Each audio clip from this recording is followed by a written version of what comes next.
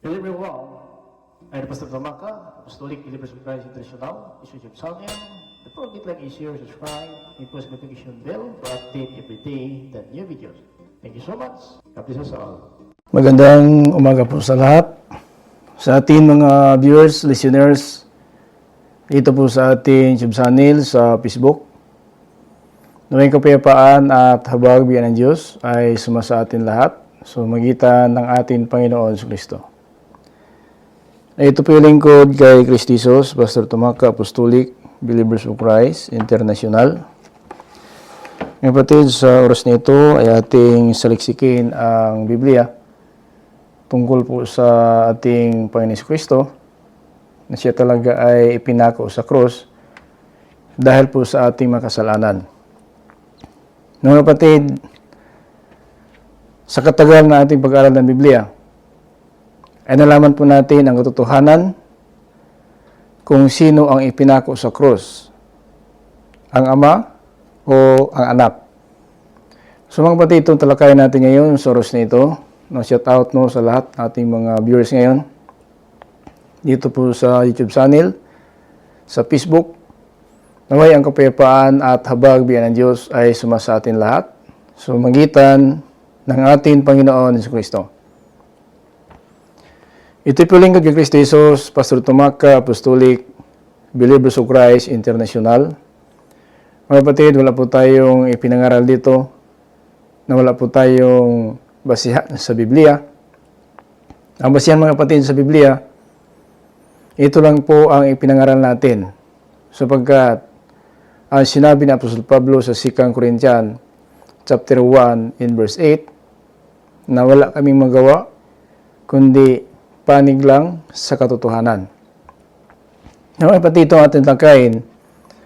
So, ayon po sa ating pag-aral, almost is 21 years na tayo ngayon nagbasa ng Biblia. So, natuklasan po natin sa Biblia ang katotohanan dahil ang katotohanan talaga ang siyang magpapalaya po sa atin.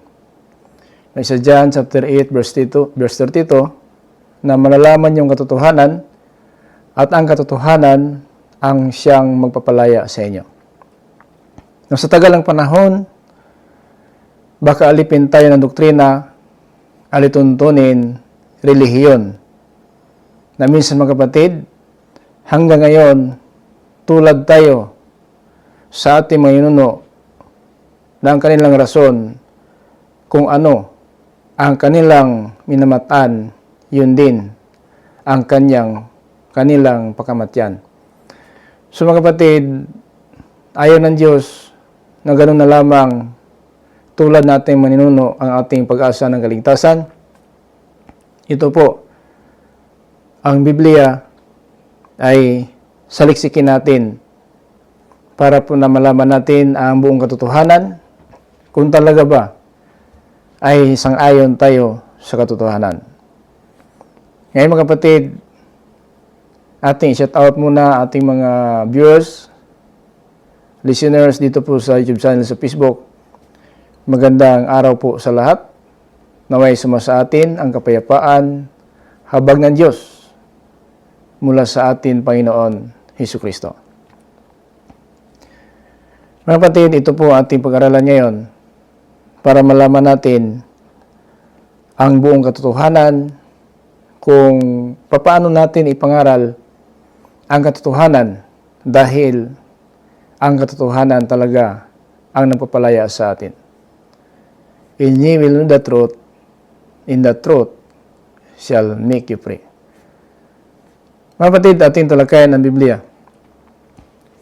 Unahin naman natin ang isinugo ng Diyos. Kung ano ang ibig sabihin na may isinugo ang Diyos na kanyang anak dito sa sanlibutan upang tayong lahat sumampalataya hindi mapahamak kundi magkaroon tayo ng buhay na walang hanggang. Mga kapatid, ayon po sa Biblia, ating basahin ito ngayon sa Tagalog at sa Bisaya, Biblia. Para mga kapatid, marami tayong matutunan at sumitan dito, maliwanagan tayo sa ating isipan na minsan hanggang ngayon ang ating pag-asa pala ay walang patutumuan. John 3:16, this is the common verse, mga batid. Halos mga bata, mayroong nakakaalam dito sa talata na ito. At yan ngayon mga kapatid ating buksan hanggang sa pagpako sa krus. Kung ano po ang papahayag ng Biblia sa Old and New Testament para natin matuklasan ang katotohanan at sumitan dito, malaya tayo sa relihiyon. Adiktong doktrina, ito mga lituntunin, at saka mga aral, turo, na ito'y ayon lang sa sanlibutan. Na kapatid, basahin muna natin dito sa Bisaya Biblia at i-translate natin sa Tagalog. Hallelujah. Punta tayo sa John chapter 3, verse 16. Ito muna ating babasahin sa Bisaya Biblia at translate natin sa Tagalog Biblia para mga kapatid na maunawaan naman natin na mga Tagalog din, no, sa Bisaya din. Kasi hindi po lahat ng Tagalog marunong magbisaya at hindi lahat ng Bisaya marunong magtagalog. So ito mga kapatid, tuklasan natin ang Biblia at umpisa natin ito ng loob ng Diyos hanggat darating tayo sa pag-aral natin sa taas ng cross para malaman natin, mga kapatid, kung ano talaga ang ibig sabihin ng Biblia na hanggang ngayon nagdalawang isip tayo kung paano tayo maging karapat-dapat sa pagparito ng atin Panginoong Jesucristo. Now, ayon po sa Bisaya Biblia, mga kapatid, kagigugma gayud sa Dios ang kalibutan nga tungod niya na gihatag niya ang iyang bugtong na anak aron ang tanan nga mosalig kaniya dili malaglag kundi may kinabuhi nga dayon. Now sa Tagalog Biblia may isuon sa Tagalog Bible mga kapatid, ito ngayon ang ating pag-aralan. 3:16 dito po sa John, mga kapatid. Sapagkat ganito na lamang ang pag-ibig ng Diyos sa mga tao sa sanlibutan, ibinigay niya ang kanyang bugtong na anak upang ang sinuman na sumampalataya sa kanya ay hindi mapahamak, kundi magkaroon ng buhay na walang hanggang. Ito po ang salita ng Diyos. Na mga kapatid, shout out no, sa ating mga viewers ngayon, YouTube channel, sa Facebook, na may kapayapaan ay sumasa atin lahat sa magitan ng ating Panginoon Jesucristo. Mga kapatid, ay po sa Biblia, na itong isinugo sa sanlibutan, siya ay anak ng Diyos.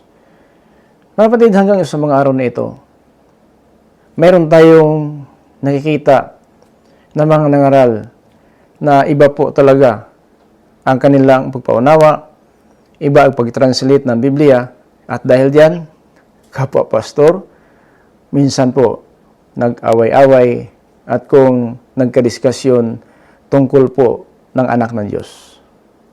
Ito mga kapatid, hanggang sa pagpako ng cross, doon sa cross ng Panginoon, talakay natin ito ngayon, marami tayong matutunan at sa magitan dito, mapatatag ang ating pananampalataya. Na ibig sabihin mga kapatid, na itong naparito sa libutan, siya ay sugo ng Diyos. Ito pong anak na kasama ng Ama mula pa ng pasimula. Siya ang pinakauna na ginawa ng Diyos at pagkatapos ang mga bagay na para sa anak. Na para hindi tayo malito, mga kapatid, umpisa muna natin, hallelujah, doon tayo sa sulat po ni Haring Solomon, sa Proverbs in chapter 8, verse 22 to 30. Sa Bisaya Biblia may isuon, ato aning hisgutan, aron nga dili ta masaag, no? Dili ta masaag umalimbungan man ni bisang kinsa na means tungod ni may isuon usahay magduha-duha ta, no? magduduha na ta sa pangalagad tungod kay mismo kauban natong mga pastor dili na magkasinabtanay tungod sa kaalam sa kalibutan. Apan ang Espiritu sa Dios usa lang ka espiritu ug daghan ang iyang gitagaan. Ug kini ang hinungdan nga dili pwede magkasumpaki ang espiritu sa usa lamang ka Dios. Mayigsoon adto nato ang Proverbio 8:22 hangtod sa 30. Bisaya Biblia unaw nato sa pagbasa.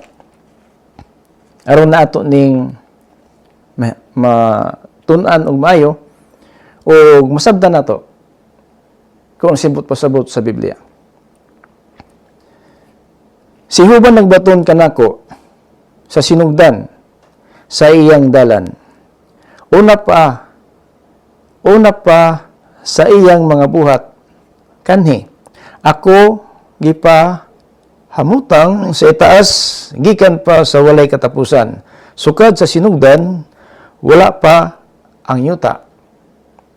Kinsa ning gitudlo kung gitumbok sa Biblia na siya ang pinakaunang gibuhat bago ang mga butang. Kung gibuhat siya, naay nagbuhat. Sabto na to ha. Kung gibuhat siya, adunay nagbuhat. At sa nahudtuning Bisaya, hantod mo balik ta ngadto sa Tagalog. Aron na ato ning masabtan na igsuon. Tungod kay hantod karon, mobalik na lang Ginoo. Dugay nito nangalagad, pila ka tuig na ang atong pagtudlo, ang atong pagsabot dili haom sa Biblia. Padayon nato ngadto sa 24. Sa diha wala pay kailadnan. Kahiladnan ako nahimugso na. Sa wala pang kahiladnan kining atong gipuy-an ako nahimugso na. But pasabot naa na siya. Nahimugso dili na tawo sa babae ha. Nahimugso na but pasabot naa na siya. No? Sama sa tuwa kung sa literal, physical, nahimugso ta sa atong inahan. Pero kani anak sa Dios gibuhat ni. Gibuhat ako niya nga wala pa ang tanan. Gibuhat ako niya. So wala pa ang tanan ako nahimugso na. But pasabot naa na siya. Naa na siya. Gibuhat siya sa Dios og nagbuhat ang Dios sa tanan butang para sa anak. Muna yung mabasa na to sa Hebreo 1 ngadto sa 3. May ison. 2:3 ngadto sa 4 hangtod sa 5 sa Hebreo 1. So muna may ison. Matuna taon niya. 25. Sa wala pa gipahimutang ang mga bukid, sa wala pa ang kabungturan, ako nahimugso na. Amot pasabot, naa na siya. Wa pa ang bukid, napatid, wa pa ang tanan, butang, na nakita nato karon, naa na siya. Kinsa man siya? Nagibuhat. Ako iyang gibuhat, wala pa ang mga butang. So, gibuhat po ang mga butang para sa anak. Hebreo 1, ngadto sa 3. So, muna may gisuon. Ato ning gisgutan, tungod ka din nato malikayan, adunay mga pastor, adunay mga magtutudlo, nga hangtod karon sukwahi pa sa Biblia ang pagtudlo. May gisuon, wala sa relihiyon, wala sa kaalam sa kalibutan, mabatunan nato ang kaluwasan. Sumala sa gitudlo sa Biblia, gipasabot sa Biblia, naaratat diha taman. Mabito sa Pablo, 1 Korinto 4:6, yung na sa Pablo, aron may magpalabi-labi, kung unsay naisulat na, naisulat na. Dili ta pili mo tudlo na naisulat, kay dugang na may isuon. Huwag tayo magturo ng hindi mabasa sa Biblia na walang basihan dahil dagdag na po yan at may kasamang galit at hatol ng Diyos. 26. Samtang wala pa niya ako buhata, ang yuta at ang kapatagan. O samtang wala pa niya buhata, ang yuta, ang kapatagan, ni ang sinugdan, abog sa kalibutan, sa diha, nga gitukod niya ang kalangitan, didto ako, uban kaniya. Sa diha, gibuhat niya ang kalangitan, wa pagitukod ang tanan, didto ako uban kaniya. Nakiusama ni siya magison. Mao ni anak nagisugo na magpakatao ngadto kang Maria aron ilansang siya sa cross. Hebreo kapitulo 10 bersikulo 5, sa pag-abot ni Jesucristo nag-ingon siya, Amahan, gihatagan ko nimo og lawas aron akong ihalad. Asa ihalad? Sa itaas sa cross. Padayon sa tamang isuon, bago tamad to sa Tagalog Biblia. 28. Pwede mo matuntunti. Balik kita 27. Sa diya nga gitukod niya ang kalangitan, didto ako sa gipahimutang niya ang usa ka lingin ibabaw sa naong sayuta. Kinalabdan mo ni ang daigdig sa mga patay. Lingin sa ilalom sayuta ana siya. Unsa ning lingin? Gitawag kalibutan sa mga kalag. Dito sa ilalom sayuta. Mo nagi kulungan sa mga kalag sa panahon ni Noah hangtod sa atong panahon karon didto ang mga kalag ilalom sayuta namo ni giadto ni Hesus sa 3 ka adlaw, 3 ka gabi. Klaro May isuon. 28. Sa diya nga gihimo niya na malig-on ang kalangitan sa kahitasan diha nga ang mga tuburan sa kinaladman nahimong mabaskog. Sa diha nga gihatag niya sa dagat ang utlanan nga ang mga tubig dili mulagpas sa iyang sugo.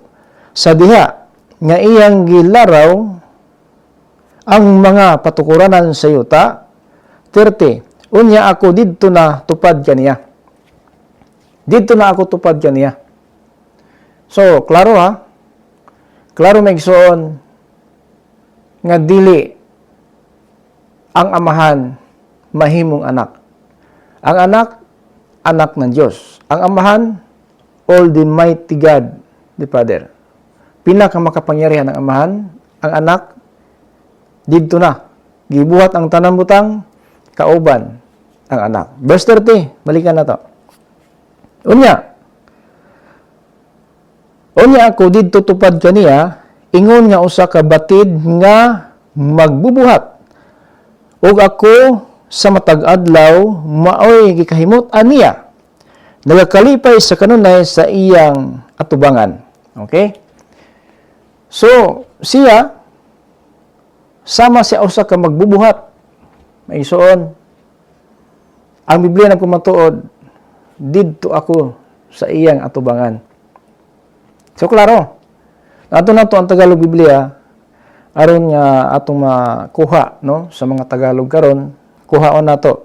Kaya kung mutan sa tatin, dugan na ato lang ni basahon, para na diretso-diretso atong pagbasa.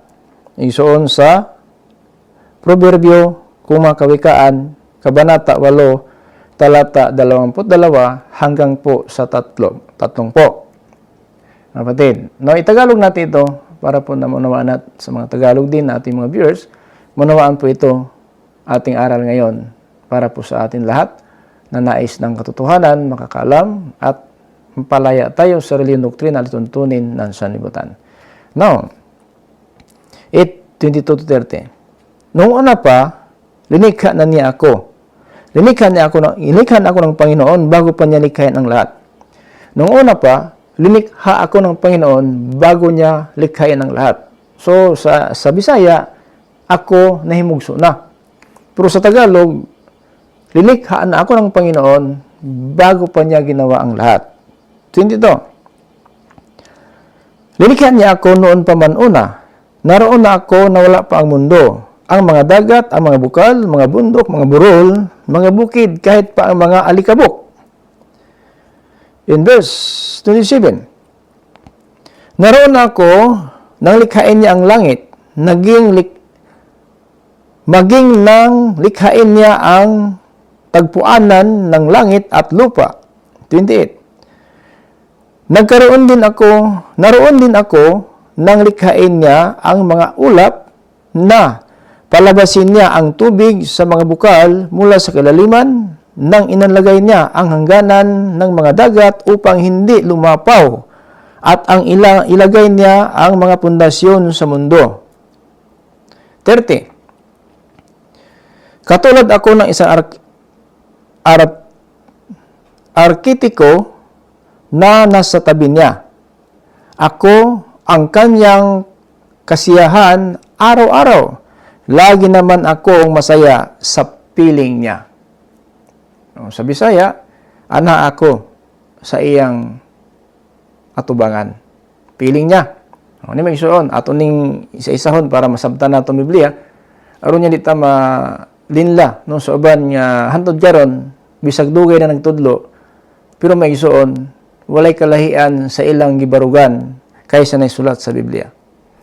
Dunay relihiyon nga gibarugan nila ang ilang tradisyon, doktrina ug kana tungod kay doktrina nga gibarugan dili Biblia, delikado ang atong pagpangalagad, walay kasiguruan.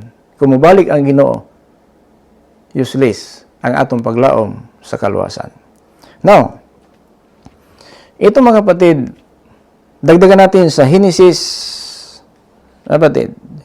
chapter 1 verse 26-27. Punta tayo sa Genesis para malaman natin kung sino itong kasama niya. No? May kasama ba talaga ang Diyos? Mayroon.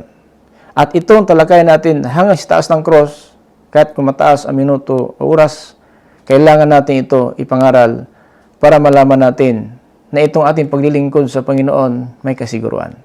Dahil ang Usias 4:6, ang aking bayan nasira sa kakulang ng kaalaman. Mga kapatid, huwag kang asa sa karunungan ng pastor, tao, pari, tagapagturo kung ito magkaiba sa Biblia. Kapahamakan po ating kantungan, Galatias 1:8 at 9. Now, Genesis 1, mga kapatid, sa Bisaya Biblia, puntahan natin yan. Genesis chapter 1, verse 26-27. Ganito po ang sinabi po ng Biblia. "Ug miingon ang Dios, buhaton nato ang tao sumala sa atong dagway."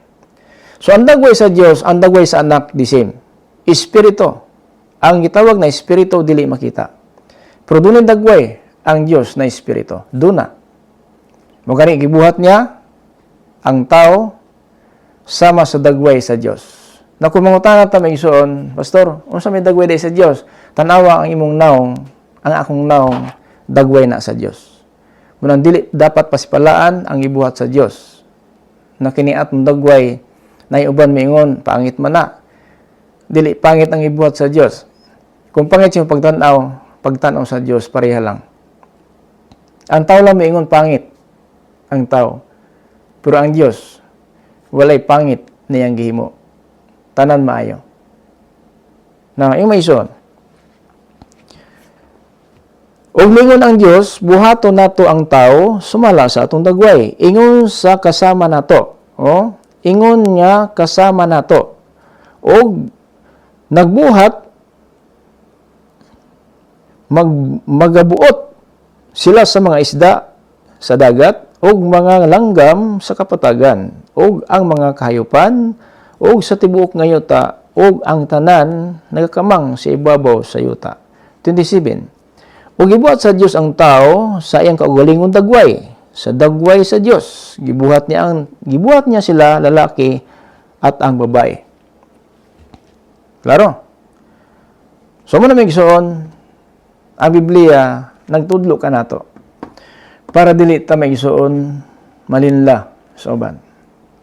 Ato sa ning isa-isahon.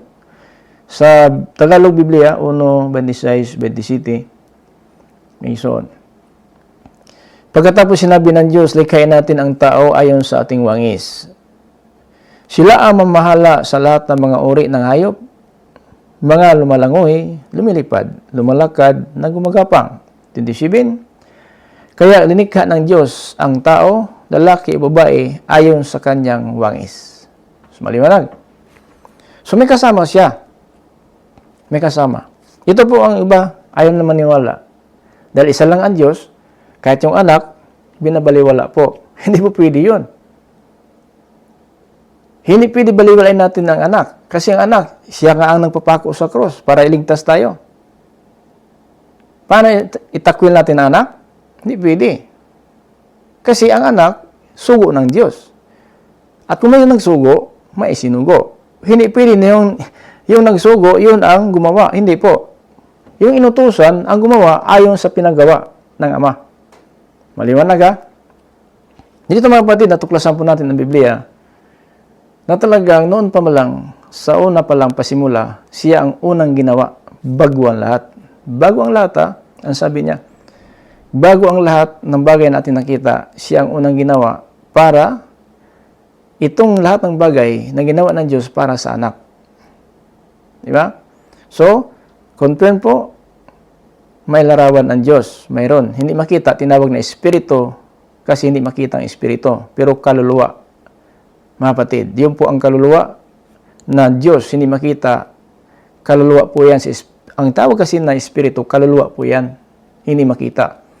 Kasi ang Biblia nagpapatunay sa 1 Peter chapter 3, mga kapatid, in verse 20 to 21. Ang kaluluwa, sa kalagay niyang spiritual, kaluluwa kasi namatay siya, pumasok sila ng lupa. Sa kalagay niyang spiritual, kung kaluluwa, pumasok siya doon sa itawag na the bottom of earth. Pinaka lalim doon sa lupa. Ang sabi niya sa Mateo 12:40, kung si Jonas man, 3 araw, 3 gabi, sa tiyan ng dambuhalang isda, ang anak ng tao, 3 araw, 3 gabi, sa ilalim ng lupa. So yun. Pero mga kapatid, kanya-kanya po ang pangunawa ng bawat sikta kong reliyon. Kaya huwag tayong magpaluko, huwag tayong magpadaya kung anong karunungan nasa kanila. Karunungan ng Diyos dapat tanggapin natin dahil ang karunungan ng Diyos nagpapalaya sa atin kasi ang Espiritu Santo na binigay ng Diyos sa atin nagtuturo ng katotohanan. Ayon po sa John 14:26, at kung ako'y maitaas na, ipadala ng Ama ang Espiritu Santo sa aking pangalan at siya ang magtuturo sa inyo sa lahat ng sinasabi ko sa inyo. Nang habang kasama ng mga apostolis, hindi pa naunawaan nila ano sinasabi ng Panginoon, basta sumasama lang sila, nakinig lang sila, ano sinasabi ng Panginoon. Minsan mga apostolis na naguluhan, anong ibig sabihin? Napakahirap intindihin ito. Nagsilayasan na po ang mga tagasunod sapagkat hindi mo unawaan. Ang kumain na aking laman, uminom na aking dugo, may buhay na wala hanggang. Ang sabi ng parasyo, anong ibig sabihin? Kainin natin ang kanyang laman? Ang sabi ng Panginoon, maliban ang tao ay uminom ng dugo ng tao, wala siyang kapatawaran. Parang nananggal. So, Biblia nagpapatunay, ngayon mga kapatid, itong pinag-aralan po natin. Huwag tayong magpaligaw, huwag tayong paloko, katagalan, karamihan, karunungan, kailangan alam natin itong karunungan na ating napakinggan ay galing sa Diyos. Hindi pwede magkasalungat ang isang espiritu. Magkasalungat lang ito. Ito'y maglaban-laban lang ito kung iba na po ang espiritu. 1 Corinthians chapter 2, verse 13 to 16, ang espiritu ng salimutan, hindi katanggap-tanggap sa kanya ang aral ng espiritu ng Diyos. Pero sa atin, ay pinagkalooban ng espiritu ng Diyos. Naunawaan natin, pinapangaral natin, wala tayong pinagmalaki, kundi katotohanan lang ang siyang magpalaya po sa atin. Now, ayon sa ating pag-aaral ng Biblia, natuklasan natin na ang mga bagay na ginawa ng Diyos para sa anak. Punta tayo sa Hebreo 1, 1 nga to sa 3. Pakinggan natin, hantod sa 5. Ito ang sinabi ng Biblia. Sa Bisaya Biblia tayo muna, dito sa Hebreo chapter 1, verse 1 up to 5. Ganito po ang sinabi po sa Bisaya Biblia. Sa daghang mga kalaing-laing mga paagi sa Dios, misulti kaniadto sa karaang panahon, ngadto sa atong mga ginikanan, pinaagi sa mga propeta. Apan, nining ulahing mga adlaw, siya misulti kanato pinaagi sa iyang anak. So, nagsulti ang Diyos, pinaagi sa iyang anak. Klaro. Wala magsulti ang Diyos, pinaagi siyang sarili, nagsulti ang Diyos sa unang panahon sa mga propeta nagkananlain paagi sa damgo, pero karon sa ulahing mga adlaw, nagsulti ang Dios pinaagi sa anak. Kung gisugo ta sa atong ginikanan, yun lang nato, kay magdala ng tagpapel, magsulat ang ama nato, okay niya, sulat na ako ni. Pag-abot dito, maadto ka sa Pilipinas, kining gisulat nako sa imo, basaha lang ni sa tubangan sa tao. Pag-abot nimo dito, kabalo ka unsay gisulat sa imong amahan, matoy adlihan nimo, basahon nimo. Pero si Kristo, may gisuon dili wala siya gidala, pero ang Espiritu ng Dios mo ay nagsulti kaniya ang amahan. May gisuon. Mabasa na to sa Juan 12:49-50. Kung unsay gisulti sa amahan, kana rapod akong gisulti. Diretso sa tamingson sa verse 2. Apan ining ulahing mga adlaw, nagsulti siya pinagi siyang anak. Sa iyang anak ha, wa mingon pinagi sa akong anak. No, sa pinagi sa akong sarili, sa iyang anak. Wa mingon na pinagi ka nako. Wala. Nagsulti ang Dios sa ulahing panahon karon. Pinaagi siyang anak. No, to pagani ni Hesus, kung sige gisulti sa ama, gisulti ra pod. Nagdibog ang mga apostolis. Sa man din lisod di sabton. Lisod sabton. Kaya tungkol ang paagi sa amahan, ang paagi sa Diyos, wala sila kabalo. Kung sige sulti sa Diyos amahan, gisulti ra pud sa anak. Nagkayago man ang ilang pagdungog, nagkayago man ang ilang inato pagsabot, pero kabalo ang Diyos, siya na magpasabot ani pag-abot sa Holy Ghost. Basta gisulti lang anak, sulat sa mga apostolis, ang gisulat sa mga apostolis, sa ilang pag-uban ni Ginoo, hantong gilansang sa cross. Mo na atong gitun-an karon ni may gisuon para mahibal-an nato. Kay dagan ang tudlo karon, nga lahi sa naisulat. Gani kauban mga pastor naglalis na. No comment na lang uban. O ano man, mo comment ka, daghan naman mo internship ana.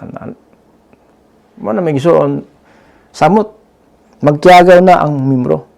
Magkakiyagaw o magkatibula ka membro, tungod kay diha pa lang sa komento, wala na. Sabog. Ang una-una, sabog ang pagtuo, dili mabuo. Tungod kay diha pa lang sa komento sa social media, igo na sila nga kulang pa sa kaalam. So maraming gisuon ato ning gitun-an aron nya di ta mapalabi-labi. Narabahin noon nga kulang sa kaalam, dali ra kayo palabi-labi o mandaot sa uban. May gisuon dili na mao ang espiritu na gihatag sa Dios alang kanato. Padayon, ang iyang gitudlo nga manununod sa tanan mga butang, pinaagi kang kinsa usab gibuhat niya ang kalibutan. Now, ang gitudlo na anak manununod no sa tanan butang. Wanang pag-abot sa panahon na banaw ang Ginoo sa Mateo 28. May gisuon ngadto sa 14 ngadto sa 19:20 mo na diha ang nabanaw na siya. Naingon siya, may gisuon sa 17, gihatag na kanako ang tanang kagahom sa langit ug sa yuta. Na nabanhaw na siya. Mo na may gisuon nga lalom ang paagi sa Dios, dili kini matungkad sa kaalam sa tao. Pagkabanhaw niya, ingon pa siya, gihatag na kanako ang tanan kagahom sa langit ug sa yuta. Ito, anak na ang hukom. Gihatag na lang sa amahan ang kanyang kapangyarihan nang nabuhay na pumuli ang Panginoon Kristo. Pero habang siya nagtuturo dito sa lupa, kung ano sinabi ng ama, yun ang sinabi ng anak. Tuloy natin. Kini siya, ingon nga panganinaw sa himaya sa Dios ug tukma sa hulad nga iyang kinaiyahan. Mao ang nagsapnay sa kalibutan, pinaagi sa gamhanan nga gipamulong niya sa nahimo niya ang mga pagpanglinis sa mga sala sa katawhan, siya milingkod sa tuo sa halangdon nga Dios. Pagkatapos, nagilansang ni sa cross, nalimpyo na ta sa atong sala, naglingkod na doon sa trono sa Dios. Tuo. May igsoon, kung naay naglingkod, naay wala na ito. So asa si Ginoong Hesus naglingkod sa to sa Dios. Dili ta pwede makaingon na ang Dios ug anak isa lang, dili. Namin giingon sa Juan 10:30, I and my Father are one. Ako ama usa lang. Wala mingon diha nga ang ama mahimong anak ug anak mahimong ama. No, sa pangalan, sa pulong diha sila nagkahiusa. Wala may miingon na ako ang amahan, wa gid mo claim si Ginoong Hesus sa lupa na ako ang amahan. Ako amahan usa lang. Ug ang amahan meaning duha ang gitumbok. Ako ug ang amahan usa lang. Tungod kay ang ngalan dalan niya na Hesus, ngalan na sa amahan. Ang pulong niya ginalitok gikan na sa amahan. Mao na hinungdan nganong gi-claim niya I and my Father are one. Why? Because Jesus is the Father. Is the name of Jesus. Is the name of the Father, Almighty God. So, yun po ang pangalan ng Ama, ang Hesus. Yun po binigyan ng anghel. So, yun po, malalim po yan. Darating pa tayo dyan. Daan lang po natin yan para maunawa natin kunti naman. Pero lahi po na topic yan. Ang ating ngayon, tingnan natin kung sino ba talaga ilansang sa cross? Ang Diyos ba o ang anak? Kasi maraming nalito, daghan kaayo karon ang naglibog, gani kauban dati nag-away. No? So diyan ato makita na di ang espiritu sukat sa sinugdan dili di gikan sa Dios. Ngano man, kung gikan sa Dios dili mabag-o. Dili mabag-o ang tudlo, dili mabag-o ang paghaom no sa Biblia. Pero bisang dati nila kauban karon nagka-disagree kung nagka-misunderstanding. Tungod kay diyan ato mailhan na di ay sukad pa sa sinugdan ang espiritu nila dili man nagsama. Kaya ang Biblia din mausab, from the Old and New Testament, isa ang Diyos ng sasalita. So meaning, hindi pwede na dahil sa New Testament na, mabago po ang Old Testament. Hindi po. Pareha lang po yan. Isa lang ang salita ng Diyos. Kung sinabi ng Diyos noong unang panahon na ang Diyos hindi mamatay, pagdating ni Kristo, namatay pala ang Diyos. Ano akala natin ng Diyos? Sinungaling? Sinabi sa Old Testament na hindi mamatay ang Diyos? Kaya pagdating sa mamatay pala siya, hindi po. Ang anak lang po ang namatay si taas sa cross. Kapatid, tuloy natin. Verse 4. Sanglit na himo man siya labaw pa sa mga manulunda, maingon nga ang ngalan nga gidawat niya labaw pa usab sa halangdon nga ngalan kaysa ila. Kanang ngalan gidawat ra, gihatag ni sa anghel. Ito pa binigyan na anghel kay Jose sa Mateo 1:20-21. Ang sabi ng anghel, Jose, anak ni David, kung kaliwat ni David, huwag ka magdalawang isip, pagkasalan mo si Maria. Dahil yung bata, nasa kanyang sinapupunan, galing sa Espiritu Santo. Galing sa Diyos. Galing sa Espiritu Santo. Sinugo na nga ng anak, ang anak ng ama. Diba? Galing sa Diyos. Meaning to say, galing sa Diyos, galing sa Espiritu Santo. At pangalan mo siyang Hesus. Sapagkat, ililigtas niya ang kanyang bayan sa kanilang mga kasalanan. Nagmula po siya sa angkan ni Juda, ang Panginoon Kristo. Iligtas niya ang kanyang bayan. Kaya, isinilang muna siya sa kaliwat ni Juda na ito po mga kapatid na si Kristo at napako sa krus para iligtas ang kanyang bayan. So, ang Diyos gumawa ng paraan para matupad po ang kanyang pangako kay Abraham na ang iyong lahi parang bituin ng langit at bunbun ng dagat. So, hindi magawa po ng tao yan na promise. Diyos lang po makagawa ng promise na kailang matupad ang kanyang pangako, ang iyong lahi, tulad ng bituin sa langit at bunbun ng dagat. Paano matupad yun? Makasalanan ng tao. Siya ang gumawa ng paraan, isinugo ang anak para ipako sa cross para alisin ang ating makasalanan. Yan po sa 1 Timothy chapter 2, verse 6, na inalay niya ang kanyang sarili para sa ating kasalanan upang iligtas ang lahat ng tao. So yung mga kapatid, ang Biblia na patunay na ito po, kailan malaman natin na ipinako sa cross anak ng Diyos. Tuloy natin ha. Verse 5. Kay kinsamang mga anghela, kung manulundaa, ang gisultian sa Diyos, ikaw ang akong anak. Karon adlawa, mahimo mo na akong amahan. Usab, kaniya ako moingon, mahimo akong amahan, o siya mahimo akong anak. Karon, kung nag-claim ang Dios na siya mahimo kong anak, ako mahimong amahan, unsaon nato sa pagpasabot sa tao na kanang gilansang sa cross ang Dios na amahan? Unsaon nato pag-explain na ang Dios may gilansang sa cross? Dili. Ang Dios may gilansang sa cross, ang anak nagihatagan niya og lawas aron ihalad. Sa kita og lawas, ang amahan ba? Paminaw nato. Hebreo 10:5. Ano magsuon? Ingon diri.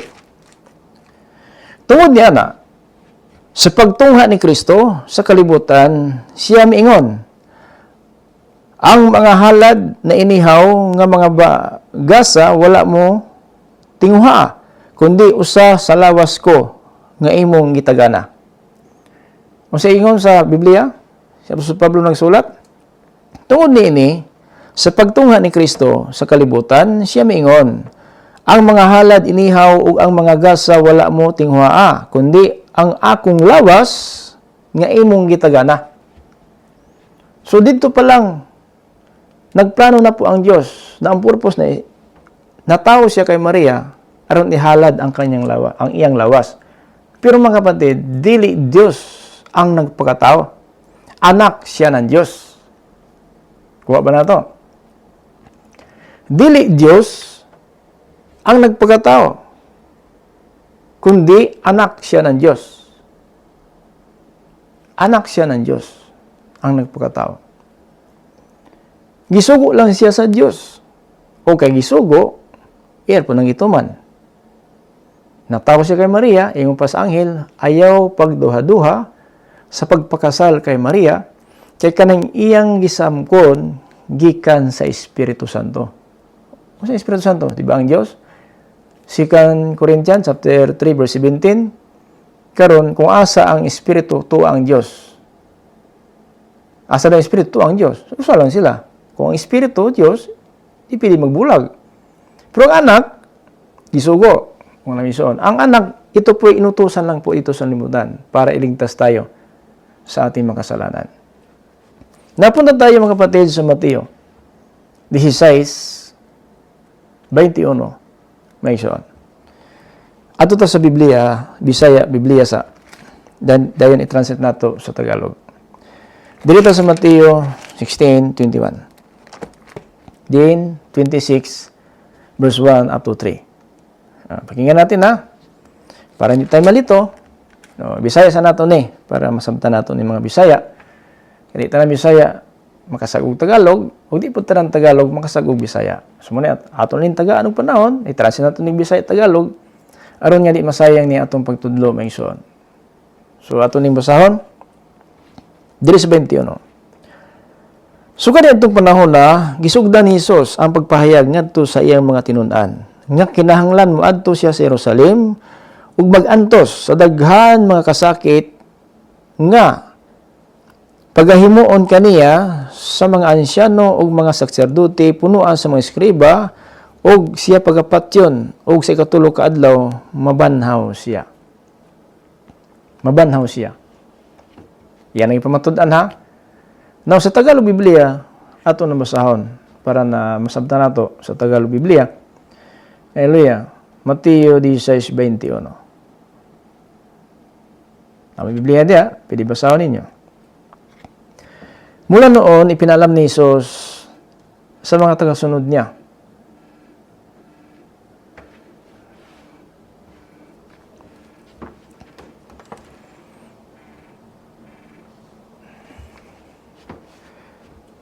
Mula noon, pinaalam na po ni Hesus sa mga tagasunod niya.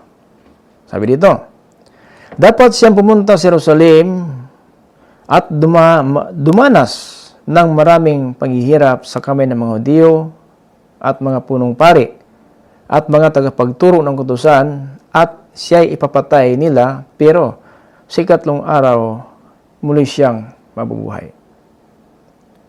Yan mga kapatid, ang sinabi. Now, ato ta sa 26, unong dito.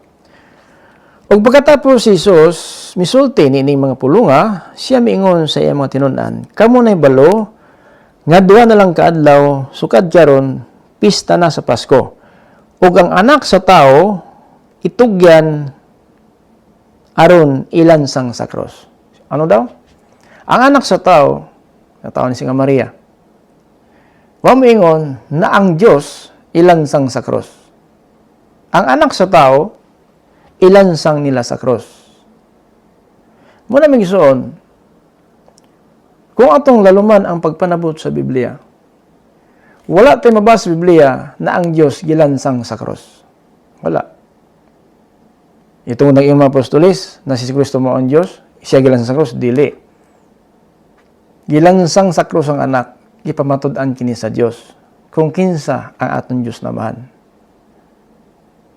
Dili na mo labaw, di ta pwede magisuon, mo labaw, no sa kaalam sa Diyos.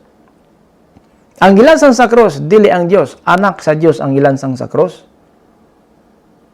Gisugo lang ang anak aron ihalad niya ang inyang lawas didto sa taas sa cross. Muna may gisuon ang kahulugan na gibasa sa Biblia. Verse 3. Wala mga sacerdote, mga punuan sa mga ansyano sa lungsod na nagtigom sa balay sa labang sacerdote na si Caiphas. Og sa verse 4, og nagsabot sila aron sa pagdakop kay Hesus, pinaagi sa lansis sa pagpatay kaniya. So gisulti na ginisdaan na kini, anak sa tao, ilansang nila sa cross. Romingon na ang Diyos, ilansang nila sa cross. Anak sa tao, ilansang nila sa cross. Kaya natawa man si kay Maria. Di man pwede, di malalis sa Biblia na si Jesus nagpakatao. So muna yun, anak sa tao, ilansang nila sa cross. Romingon na ang Diyos, ilansang sa cross. Wala. Kung saan mag-libertikan na ito ang Espiritu Santo, sumala sa mga pagpanabot sa mga apostol, sumala sa Espiritu Santo, kung saan mula hita. Ngayon, gilansang ang Diyos sa cross. Kung saan paglasanin mo sa Diyos sa cross, hindi mo makita ang Diyos. Sabi ito makita sa Diyos, para ilansang sa cross ang Diyos. Nagpakatao lang ang anak, para ilansang sa cross. Gisugo lang siya sa amahan. Nining kalibutan na, aron ilansang siya sa cross, mamatay siya sa cross, aron lukatunta sa atong mga sala. Basa na to Unang Timoteo 2:6. May ison. Ato nin isisahon aron na wala na to. Sa 1 Timothy in chapter 1 or chapter 2 verse 6. Excuse me. Yeah. Hallelujah. Nga naghatag sa iyang kagalingon, ingon nga usa ka lukat, alang sa tanan. Nga nagpamatuod niini, naghimo na sa gitagal nga panahon. Mo to pag abot ni Ginoong Hesus, aron siya ilansang sa cross. Iyang gi hatag ang iyang lawas, no? 6 nga naghatag sa iyang kagalingon, ingon nga lukat, pantubos, lukat. Ato na piso para masabtan nato gyud kay kani daraman niya sa paglukat, tubos aron sa tagdang panahon mo paalin ni Ginoong Hesus. Karon, ato ta si piso 1 city. Mayson. Si piso 1 city. Ingon diri. Diya kaniya kita may katubsanan pinaagi siyang dugo. May kapasayloan alang sa atong mga paglapas, sumala sa kadagaya sa grasya sa Dios.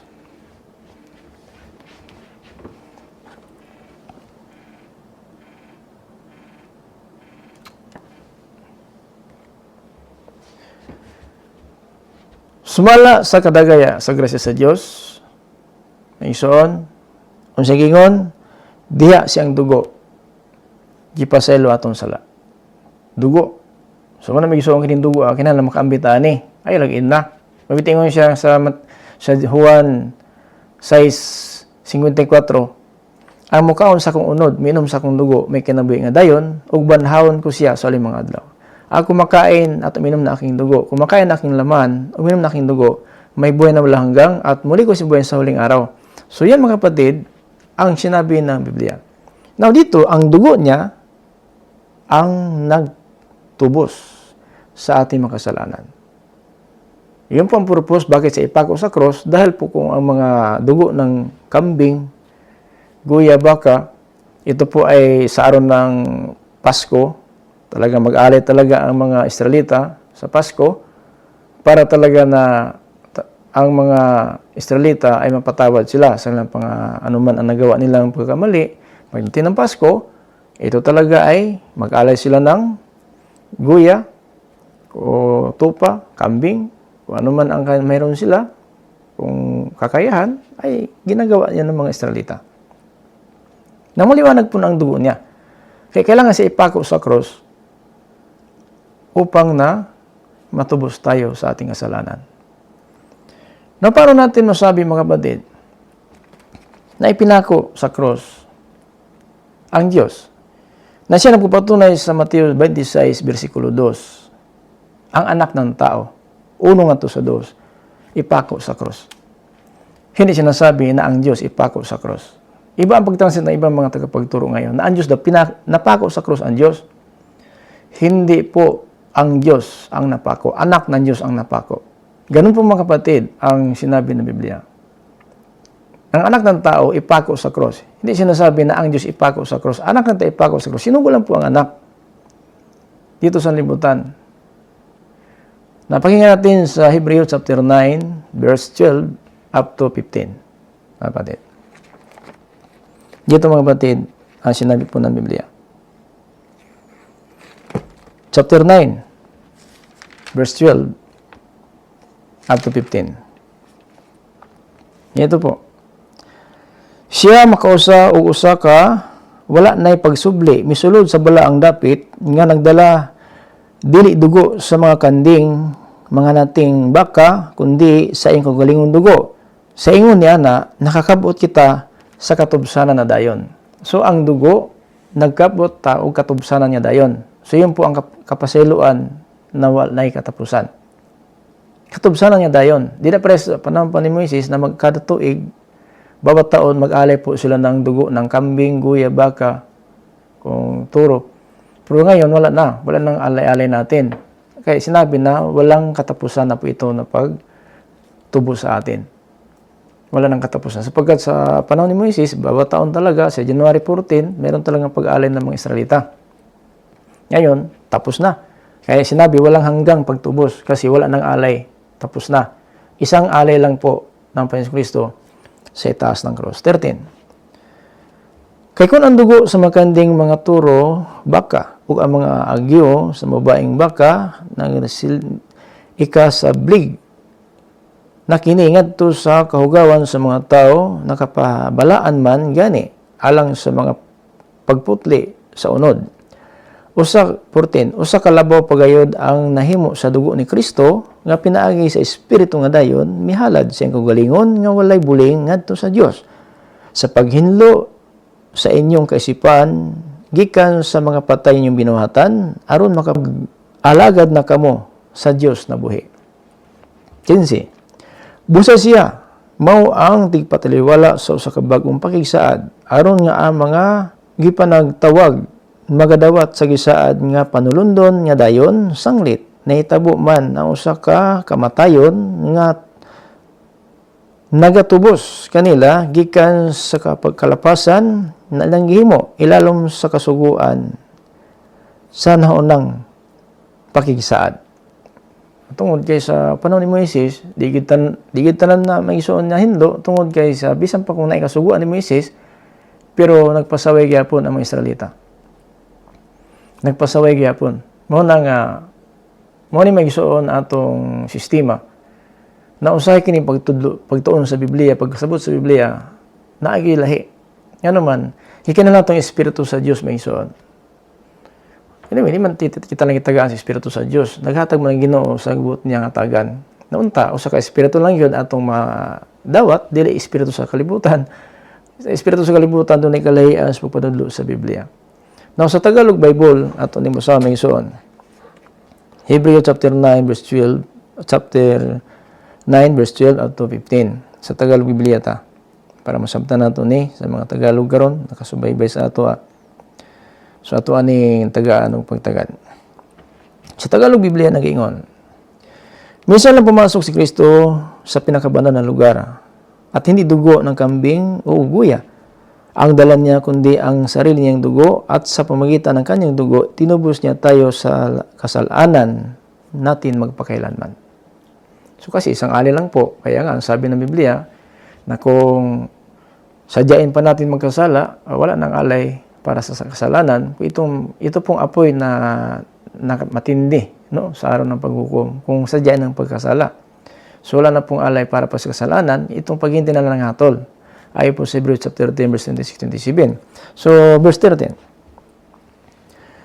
Ayon sa kasulatan, kung ang itinuturing marumi ang isang tao, kailangan siyang wisika ng dugo ng kambing, turo o abo ng guya para maging malinis. 14. Kung nakapaglinis man ang mga ito, di lalo na po ang dugo ni Kristo, sumagitan ng walang hanggang banal na espiritu, inaalay ni Kristo ang kanyang sarili bilang handog na walang kapintasan sa Diyos.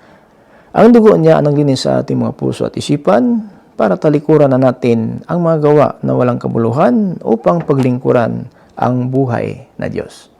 So yan mga kapatid. So maliwanag po dugo po niya, dugo ng anak ng Diyos, ang ito'y inaalay sa taas ng cross para po tayo mapatawad. So maliwanag na nag-alay sa taas ng cross, dili ang Diyos. Anak siya ng Diyos.